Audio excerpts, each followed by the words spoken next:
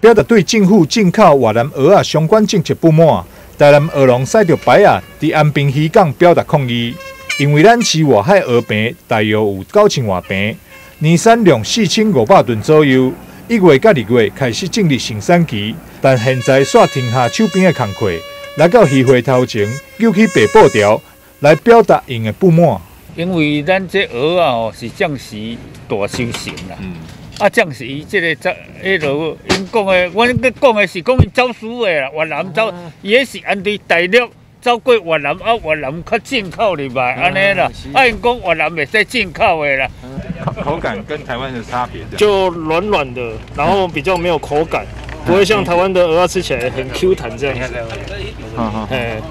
就是吃起来软软的、恶心的这样子。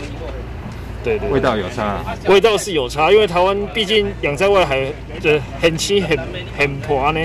蚵农会遐尔烦恼，就是因为越南蚵仔大量进口，盘商为了降低成本，减少对台南蚵仔采购，严重影响到永康产业发展。咱市面上充斥着这个进口蚵仔，进口蚵仔占咱市面上差不多90%啊。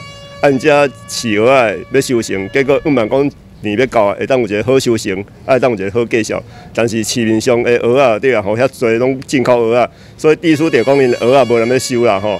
而且咱也呼吁到咱中央甲地方遮行政单位会当重视这个问题。因为价位的差别才会做大量进来，才造成咱蚵农吼，遮大家人的种困境啦吼。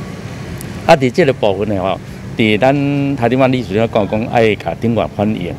中央反映讲，即个以后爱严格来这检验吼，这食安的问题，嘛品质的提升就对。